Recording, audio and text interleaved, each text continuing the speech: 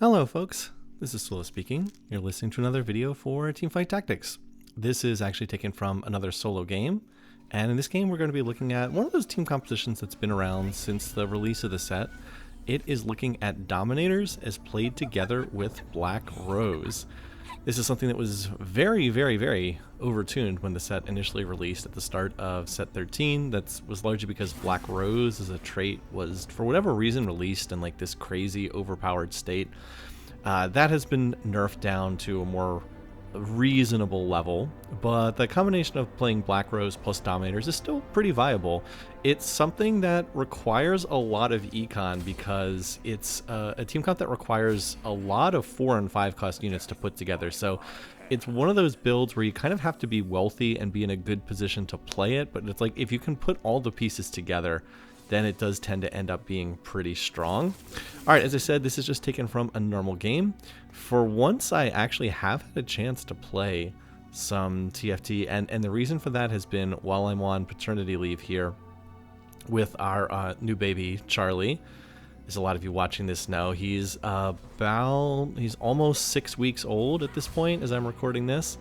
And one thing about TFT is, out of the various different games you can play, you can actually play this game with one hand without too much trouble. So a number of the games I've been playing have been playing with a sleeping baby on my lap after he's had a bottle and he goes down for a nap. As long as he's asleep, I can actually play this game without too much trouble just while he is napping in my lap.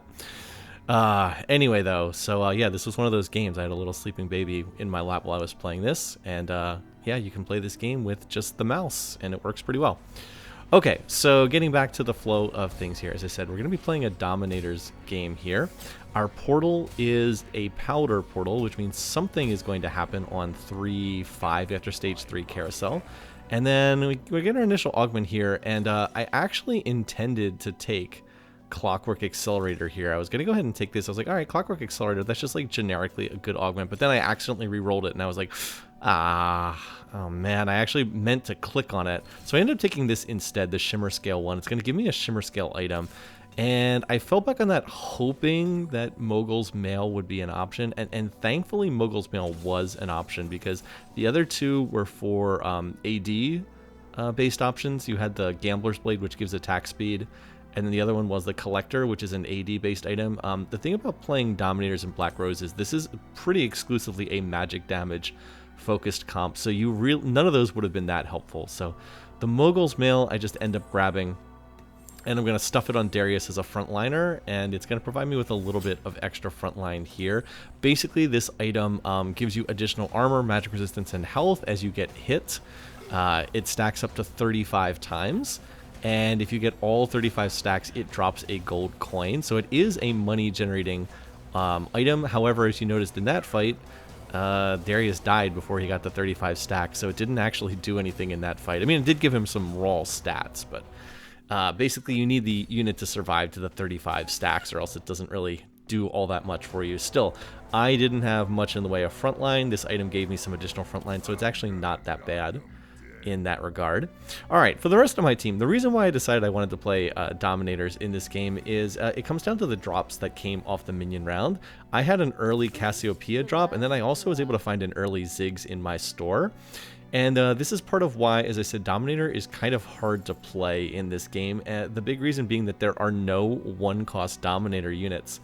Yeah, this is a trait that has 6 units in it, so it's not like a giant vertical trait, but it can be played on a vertical overall if you get all 6 of the units. But again, no one-cost units, so it's like kind of tricky to play this. And there's only one 2-cost unit, which is the Ziggs. The cost tier structure is 2, 3, 3, 4, 4, 5.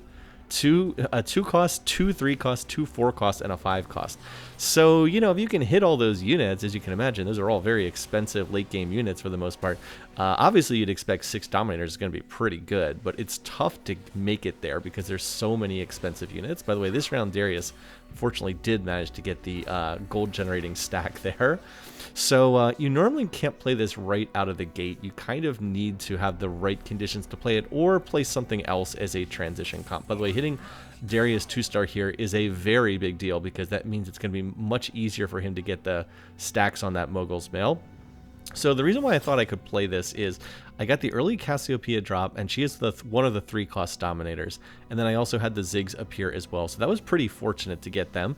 That allowed me to put Dominator trait in play very early, and it meant that I could do this transition a little bit more easily than if I tried to play, like, I don't know, Sorcerers for the early game, or Visionaries for the early game, and then try to transition into the Dominators later. It just made it a little bit easier to do that overall setup. So that's partly what led me there. The other reason is I also had the Vlad drop early on as well, which was really, really nice. Vladimir has Black Rose trait, and he's pretty much, you almost always play Dominators together with Black Rose, just because there's natural synergy between these traits. Cassiopeia has both traits. She is Dominator and Black Rose, so it's just kind of natural to pair these traits together. So with Vlad also popping up early, he put Watcher trait in to pair with that Darius, and he also gave me another rank of Black Rose. And so now I just need another Black Rose unit to get the Scion on the board, who I'll talk more about in a minute. And I managed to find a Morgana, who is the 1-cost Black Rose unit, so I will be able to put Scion in as soon as I level up. So far, so good. I was able to generate a stack of gold from Mogul's Mail. I've won the first 3 rounds. This is good. As I said, I need to get gold generation going. I am last pick on the carousel here, which is not quite what I want. I wouldn't mind taking the Ziggs. That would give me another Ziggs here. So I actually started heading towards the Ziggs, but that gets grabbed. So I was like, all right, well, I guess I'm getting a vest here. The vest is not bad, though, because the vest will let me make a Gargoyle Stone Plate. And it's also on a 3-gold Cogmalt, which is not bad either. Anytime you can get 3 gold off that initial carousel is pretty nice, so I will go ahead and take that. I also get the good luck to hit a third Morgana, so I get a Morgana, what is it? I get a Morgana 2-star there, and oh, I think I actually forgot to make the Gargoyle Stone Plate for a round. I thought that I did, but for whatever reason, I guess I forgot to do it. Anyway, while we've got a second here, now Black Rose trait is officially in play. Every single set of TFT, or at least all the ones dating back to like set 3 or so, not sure exactly which set first did this, but all the sets for a long time now have had a trait where as you play more units with the trait, you summon an additional unit on the battlefield. You can think of things like, I don't know, early on you had the Garen mech back in set 3. I think that was like the first one was Mech Pilot. And then things like Galio with Cultist, and things like the various Innovator stuff that got summoned in set 6. You know, like every set has had something like this. And in this set, it is Black Rose trait. As you play deeper into the trait, you get a Scion, and the Scion gets stronger as you play more units. Black Rose is a very straightforward cost structure. By the way, there is another Ziggs. And by the way, look what else is in my store. A Swain. Swain is going to be perfect for me to play on this board. He'll give me Conquer and Sorcerer trait. So that I was wondering what my next unit in was be. I actually thought maybe Rel wouldn't be the worst choice. You can see I can actually play him right now if I want. But I was like, is it better to play Vlad, or is it better to play a 2-star Morg? I think the 2-star Morg is better here. So I'm going to put the Morg back on the board. But I actually think it is better to play the Vlad here than the the Ziggs. So I'm going to take the Ziggs off my board, even though he has my Spear of Shojin. But yeah, this Vladimir, or this Swain is definitely going to be my next unit in. Anyway, the point I was saying a minute ago about Black Rose. Very, very, very simple trait structure here. As I belatedly make this Gargoyle Stone Plate, I meant to make the last round. There are 5 Black Rose units, and they have all of the cost tiers. There is a 1-cost, a 2-cost, a 3-cost, a 4-cost, and a 5-cost. Very, very, very straightforward. 1, 2, 3, 4, and 5. However, in order to get Scion on the board, you need 3 units. So you either have to hit the early Cassiopeia, or you have to get an emblem, or else you can't put the Scion in play in the early game. And the deeper you play into the trait, the stronger the Scion gets. The Scion also gets stronger as you star level up your units. And again, that's very standard for these traits in the various sets that have given you an extra unit on the board. So like if I'm able to 2-star Cassiopeia, who is also Black Rose and Dominator, then the Scion will get stronger. And if I 2-star the Vlad, the Scion will get stronger, etc., etc. Still, that was a super successful stage 2. I won every single round. I made some additional money off the Mogul's Mail. And I don't think I would have been able to win streak without the Mogul's Mail. So even though I intended to take the Clockwork option, I'm actually kind of glad I ended up misclicking, because the Mogul's Mail ended up working out better. By the way, this is a nice minion right here. I get another Vlad, and I get another Ziggs, so I actually make the Ziggs 2-star there. Alright, now the items that dropped were not quite as good here. By the way, since I'm on full win streak, I definitely need to level here, even though it's going to drop me down to 29 gold. I'm kind of in a position where I make more money if I keep win streaking, because I have that Mogul's Mail. As I said, the only problem is the items that dropped this round were not really great. So if you're wondering what am I trying to do in terms of my items here, I'm trying to build towards an eventual Silco because he is the main carry in this team competition. He is one of the 4-cost Dominators. The other 4-cost Dominator is Mundo, but Mundo is a frontline unit. And I kind of already have frontline items, so I'm not as concerned about that. But I do need to build some items for Silco eventually. And, I was thinking about should I make the Redemption or not. I wasn't going to make Adaptive Helm, because I actually wouldn't mind holding on to this cloak to make our Ionic Spark. I think that would be pretty good here. I ultimately decided, you know what, I want to try to keep win streaking. I'm going to go ahead and make the Redemption, because I think the Redemption's a pretty good item just overall. And it was actually on the list of suggested items to put on Mundo later on. Later on, I want either Mundo or Garen to take over as my main tank, and it'll depend on what I'm hitting. But if I play deeper into Dominators, which is what I'm going to end up doing in this game, Mundo ends up being the better choice because he has a Dominator trait and Garen does not, although Garen does pair really well with Vladimir on this bench. Okay, so now it's time for our next augment. This one's only silver. The random emblem could be like a humongous high roll, but it also could be an absolute disaster, so I'm not going to take that. And I see this fire sale. Each round steal a random champion from the shop. This is actually a really, really good silver augment. We do not have augment stats because Riot stupidly took away our augment stats in this set. But if we did, I have to suspect this would be one of the top performing silver augments. It's just really, really good. Every single round, you just immediately get a champion for free from the shop, which is just absolutely great. If you think about it, the way that like the various augments tend to be structured, one of the most famous and long-lasting gold augments has been Trade Sector, which is you get a free reroll every single round. Like, Trade Sector gives you a free reroll every round, so that's worth 2 gold, right? It costs 2 gold to refresh the shop. And that one's always been good for reroll comps, but like if you think about it, that's a gold augment that gives you 2 gold value each round. This one that I have here, the one that gives you something from the shop every round, like okay, sometimes you can get one cost unit, so sometimes it only gives you 1 gold, but like the potential is there to get much more than 1 gold.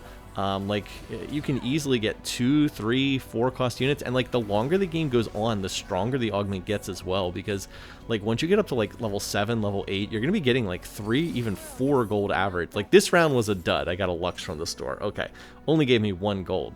But it's just a silver augment. Like it's not even a gold augment, it's a silver, and you can very easily get 2, 3, 4, late game even 5 gold per round. Like that's an insane amount of value to get from what is just a silver augment. So it didn't do that much this round, but like this is an amazing econ augment. Now I have taken 2 econ augments. I guess the Mogul's Mill is like somewhat of an econ augment. It does actually give power, some combat power, because the Mogul's Mill does have stats on the item. So I guess it's not like it's not fully an econ augment, but it's like pseudo an econ augment. But the one I just took is definitely an econ augment. So I really do want to get something that gives me combat power for the final augment. I also saw that one of the people has, and by the way, look at the gold generating on Darius. Does he get a second gold coin? You can get a second one if they survive another 8 seconds. Looks like he didn't last quite that long. But yeah, I mean, I've been getting great econ value out of this, but I do want to try to get something that has combat power on my last augment. And I saw somebody else took powering up for their silver augment, so that means the last augment's going to be either a silver augment or a gold augment. It will probably be gold, and then that person will get a prismatic out of it. Okay, so time to pick from the carousel. I haven't lost yet, so I'm last pick. I really would not have minded taking the Silco there. That's not an option. I also would not have minded taking a Garen either. Garen would be quite nice. I just replaced the Darius with Garen, but that's not an option here. So what is an option? I see there's a Blitzcrank, so I'll just grab him. And Blitzcrank will give me another Dominator option if I want to play that. So Dominator trait, I haven't talked as much about Dominator trait, so as I start to play deeper into this trait, let me give you the description for what this is. By the way, I just stole another Blitzcrank from the store, so I'm just going to level and play another one of these units. And because I'm going to play the Mundo, who's a tank, I'm actually going to shift the Swain into the back row. Because I was actually a little, like, I feel like I have a lot of tankiness, but I didn't feel like I had that much in the way of, I felt like I had enough front line. I didn't feel like I had enough damage, so I'm going to play Swain as a backline unit instead. One of the cool things about these form swapper units is you can play them for damage or you can play them for tankiness, depending on what row they're in. All right, now we also had the Powder encounter at the start of the game, and Powder does something right after stage 3 carousel. She actually gave us a Masterwork upgrade that will allow us to turn one item into a Radiant item, and I actually stopped here and I was like, okay, what item do I want to turn into a Radiant item? Because unlike the normal items, which tend to be pretty well balanced, like the Riot devs spend a lot of time trying to make sure the normal items are pretty well balanced, the Radiant items are not very well balanced at all. Some of them are much better than others, so I actually paused here, which is why I didn't use this right away. I paused and tried to tab my way into some of the item stats, because fortunately we still do have item stats, and just see like, well, what items are particularly good in terms of turning into Radiant items. And it turned out that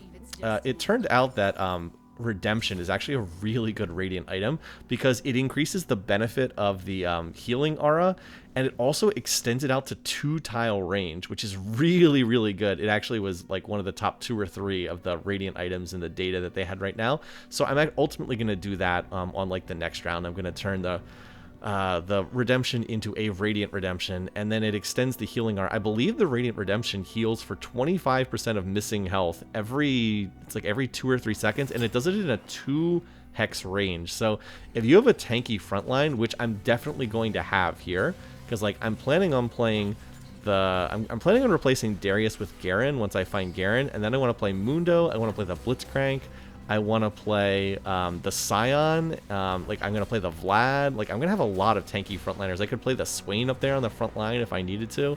So like I'm going to have a lot of very, very tanky units, and if Redemption is healing like 6 of them at a time, that's going to give me insane value. By the way, all these Ziggs keep popping up in my store. I just stole a Ziggs from the shop. I've actually had Ziggs in my shops the last 3 rounds in a row.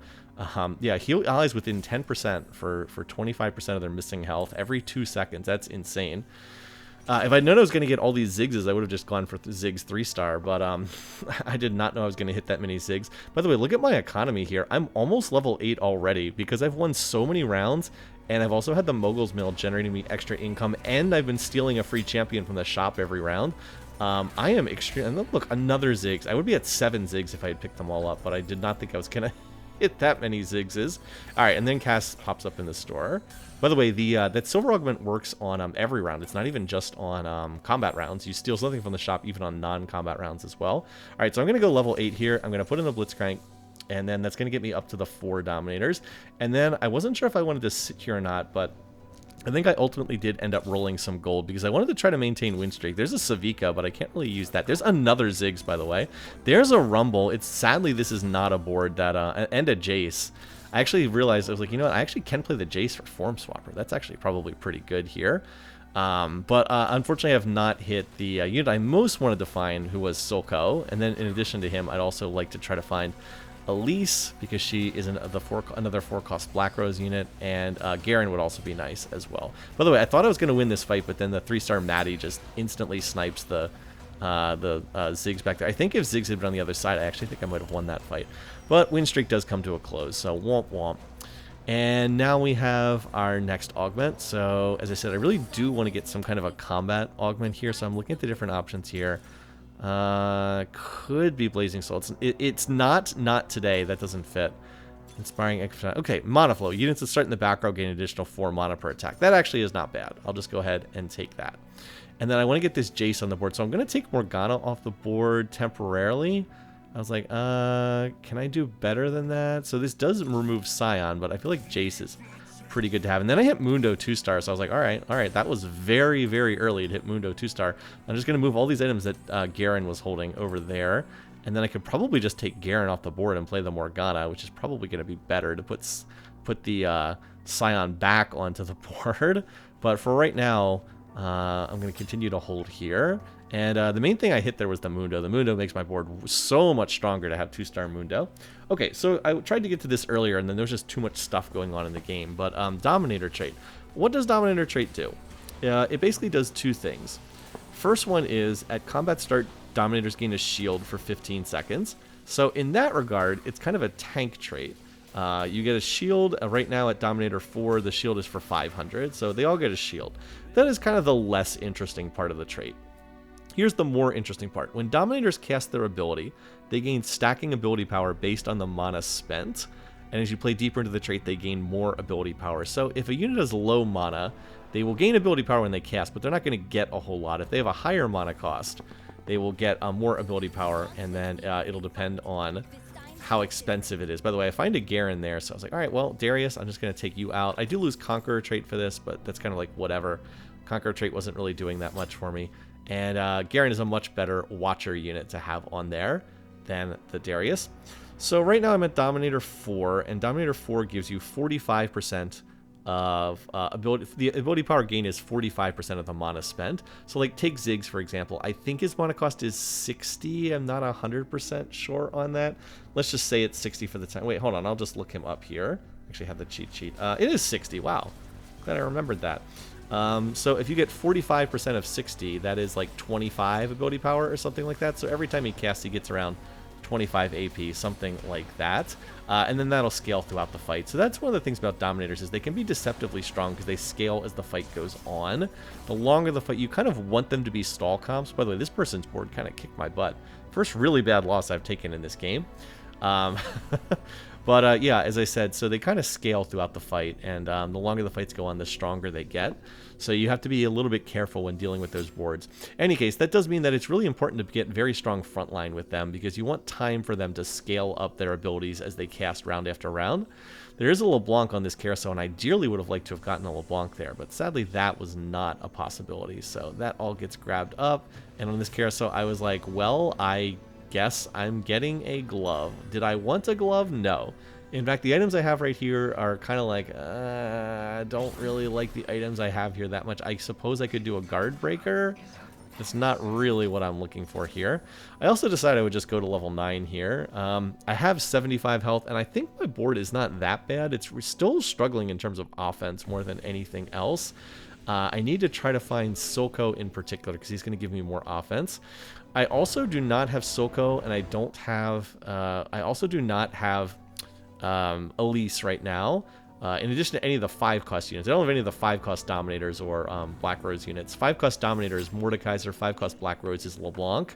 So I don't have any of those units yet, and we're about to have the Anomaly on the next round, so I'm pretty much going to have to use the Anomaly on Mundo, but I already have a 2-star Mundo, so I'm actually not too worried about that. I just need to find like a good tank Anomaly for Mundo. By the way, he's already gotten the 35 stacks. Let's see how many gold coins he can trigger. There's one. I think he just had another one pop out, because it's every 8 seconds. Yeah, he generated 2 additional gold coins there. Unfortunately, the rest of my board kind of died, so it looks like we still need more offense. I don't think frontline is the problem. I think I'm quite tanky at this point, but I don't have enough offense. Like, I'm kind of working with a 2-star, 2-cost Ziggs, and that's just not good enough. But I immediately get this. Look at this slow cooker. Every second deal magic damage in a 1-hex radius equal to 3% of their max health. Radius increases every 6 seconds. That's actually pretty good, as long as Mundo can stay alive for a while. Slow cooker is going to do an awful lot of work for me. Now, this has actually been nerfed. I remember playing this earlier, and I believe earlier it was the radius increased every 4 seconds. I think they nerfed this to every 6 seconds. So again, this is another scaling augment. As long as Mundo can stay alive for a long time in these fights, Slow Cooker is going to start to, well, cook. It's going to start cooking the rest of the board. And that aura will just expand and expand and expand as time goes on. So I just need him to survive for a long time. But we already saw in that last fight, he tanked the entire enemy team for like 12 or 13 seconds, which is pretty wild. Now I just need to get some more damage behind him. And I don't think I'm that far off. I have like half of a bunch of different items I want. As I said, I need to find Silco. And then I can try to put... I could, in theory, try to put... I don't know, something like Corky back here if I have to. Although I don't... I'm trying to do more... physical damage than, or trying to do more magic damage than physical damage. I can play Jace as well. I already have the 1 Jace, but yeah, I don't really have a lot of AD items at the moment. I can also try to itemize more frontline too. I wouldn't mind getting like another belt so I can do Warmogs on Garen. Thanks to how Garen's emissary ability works, more health is always good on him. By the way, look at the Mundo. Do you see that little aura on the board? That's his slow cooker aura. So like every 6 seconds that keeps growing. He is slowly cooking the entire enemy team back there. And it's pretty much down to him and Swing because the whole rest of my team died. And look at this, his Moogle's Mail is generating more gold too. Mundo, another gold coin. That's his third one. Another gold coin? It's taking forever because we have tanks hitting tanks against this Alawi. But the Mundo just does not want to die. Yeah, he generated another gold coin. That was 4 gold coins the Moogle's Mail generated this round. All right, and then my Silver Augment just steals another Blitzcrank. So I think 2 of the 3 Blitzcranks I got from the shop ended up being just snatched by that. I mean, I could have just bought them still, but, you know, that was 6 gold saved for free. That's going to help my front line out a little bit. And I should have enough gold to go level 9 after this. So, you know, stage 4, a little bit rocky. We went lost, win, lost, win, which is not great. But I think I'm going to be able to hit 9 here. And I've generated an awful lot of income between the Mogul's Mail and also the free champ that's getting stolen from the shops every round. By the way, I also get another belt, which is great. And another Ziggs. And oh, look, here's an Elise, so we definitely want to play her. Let's go ahead and... Oh, there's another Blitz in there. All right, let's level to 9 and see what we can find here. All right, there's Silco, thank goodness. We'll play him. And I need to get something on the board. I probably should take... selling Jace is actually the wrong move here. I should have taken the Morgana off the board. Because that's the weaker... Oh, never mind. I already have Morgana off the board. All right, there's another Silco. Gonna keep looking here. There's another Garen. And there's another Mundo, but I don't actually need the... And then boom, boom, there's the big hits. I get Silco 2-star. And then I also hit Garen 2-star. Okay, so let's start using some of these items. We're going to get Garen his Warmogs. We're going to pull our Anvil here. I want one more item for Silco, but this isn't quite what I'm looking for. So I'm going to go ahead and Thieves Glove somebody. We can go ahead and Thieves Glove the Swain, and then I can do a leftover, what's it called? Adaptive Helm. And I did think about that for Silco, but I decided I'd leave that slot open for someone else. I just put that on Garen because I actually value more frontline than more damage here. I'm still a little low on damage on my board, but I think I'm very, very tanky. If you notice, once again, Mundo's slow cooker just lasted until he cooked the entire enemy team. So, all right, let me go ahead and do that adaptive helm. And I need to item remover the items off of the Ziggs. So I am in a slightly awkward position right now. I have 5 Dominator on the board, which doesn't actually do anything. So I could technically take one of these Dominators off the board. And then I hit 2-star Elise. As soon as that happens, I was like, all right, you know what? I think it's actually time to go to level 10 here. Because even though that sounds kind of silly, like, what else would I really roll for here? I mean, I want to find Mordekaiser, because Mordekaiser gives me 6 Dominator. He's the only one I'm missing here. But, like, do I really want to roll for Mordekaiser here on level 9? I could just go to level 10. I mean, I have 2-star Mundo, I have 2-star Garen, I have 2-star Elise, I have 2-star Silco. Like, I've kind of 2-starred my whole board. I don't really need to stay at level 9. I could just go straight to level 10. I think that I think that works here. I still need one more item for Silco, but I just don't see any real reason to stick around here. So that's what I'm going to do. And I actually knock out that that was a Trist reroll board. The Trist did 19k damage, but my front line hung in there long enough. And I'll keep this Morgana on the back lines because I might want to play her. I do need her to get the 5 Black Rose, so I might want to play her here. By the way, I wish the shop had stolen the Malzahar and not the Trist. But even though that wasn't a great pilfer from the shop, I did still get 2 gold from it. All right, so yeah, when we level up, we want to put in the Mordekaiser, and then I can actually take out the Swain, and then I could put in another unit. I would actually like to take out the Swain and play the play LeBlanc as well, because LeBlanc also has Black Rose, but she's a 5 cost. If I can't find her, then I can play the Morgana. I could also play Jace. Like I had the Jace before. But like the Swain is going to come out of this board because he's just given me Form Swapper trait, which isn't bad, but like I can do better. Like I can definitely do better. Now this board's pretty scary because this person has Renata 3-star, and they also have a Heimerdinger with a Radiant Spear of Shojin. Just need my front line to keep hanging in there. The other thing that I kind of have talked out a couple times, but it bears repeating, is the longer that Mundo survives in these fights, the more coins he generates from the Mogul's Mail. He's been getting multiple coins in a lot of these fights. This board is quite strong. It's close, but it doesn't look like I have quite enough to beat this board yet. Although, you know, I didn't lose by a lot. They're also level 8, and they don't have, and they're completely out of gold. They have no gold to roll with, whereas I am going to level 10 right now. So I think that's pretty good. All right, now I'm going to be last pick yet again on this carousel. There's not really any champs I want. There's not really any emblems I want that badly. I mean, I guess I could get like the Watcher emblem, but that doesn't seem that great. There is something I want there though, and that's the Ionic Spark. I would have maybe taken the Nashor's Tooth for Silco if it was still there, but the Ionic Spark is pretty clearly the play here. My team is all magic damage, and I do not have a magic resistant shred on my team. So the Ionic Spark is going to do that for me. Also, note that I steal a Savika that round, so I get 5 gold for free. That's insane value from a silver augment. Oh, I also realized belatedly I should be playing Morgana over Ziggs, because Ziggs doesn't actually give me anything. He takes me from 4 Dominator to 5 Dominator, but like, what does that do? Nothing. I suppose he does more damage than the Morgana does, but getting Scion up to 4 Black Rose definitely seems better. Remember as well, Mundo still has that Radiant redemption, so he's still healing everyone within 2 hexes, which is pretty wild. Now here I'm up against someone who's playing heavy bruiser trait, and look at this Steb. This Steb has like I think he has like 7,000 health over there, so this person is just stacking an insane amount of health. Yeah, 7,800 health. Actually gave Steb the anomaly that gives another 1,000 health. So like, that sounds really good, and like, health is good for the early game, but the problem is health does not scale great over the course of the game in TFT. If you're just stacking health and you're not getting armor and magic resistance, it's not really that effective. And you see the results. That person has a ton of health, but we just annihilate their team because they don't have any armor or magic resistance. They just have tons and tons of health. So we cut through that very, very quickly, and Mundo's Mogul Spell generates like another 3 gold in the process. So yeah, that person's board looks really strong, but is actually pretty flawed, unfortunately for them. Oh look, we just stole a Corki. We just got another 4 gold. Okay, so we are already 50 gold, a quarter of the way to level 10, and on level 10 we're just going to see what we can hit. If I can hit a Victor, I will definitely play that. We need to find Mordekaiser, so he's definitely going on the board, and then Swain will come out, and then we'll look to see what else we can play. As I said, LeBlanc will probably be on this board, but I would be very happy to get a Victor as well. I might play Mel if I could hit her as well. She's actually a pretty good fit for my board because, as I said, I kind of have a stall comp here. This round I knew who I was going to be up against, so I repositioned over here to the right-hand side, and the reason for that is that's where their Jace and their Jinx was. The big positioning thing I have to do is I have to try to get Elise in position to stun their carries, and Elise will go in that direction. See, look, Elise jumps in the back row, she stuns the Jinx, and she stuns the Jace. Now this fight ends up not being super close anyway, but like, that's really what I need to do. I need to have Elise try to jump on the main carries of the enemy team, and if I know with 100% certainty who I'm going to hit, I might as well try to position for them. Alright, get a cog here, gonna go ahead and level, and I should be able to go level 10 as soon as this round's over. I just feel like I've been insanely wealthy this game.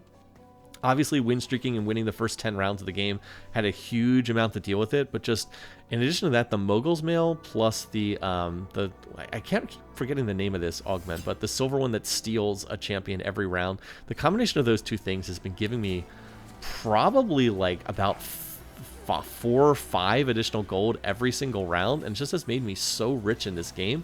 It's made it very, very easy to just go to level 10 at the beginning of stage 6, and then we're just going to grab 4 and 5 cost units. Why the heck not? It was actually kind of a bad roll to get the Akali. Alright, now we're in level 10.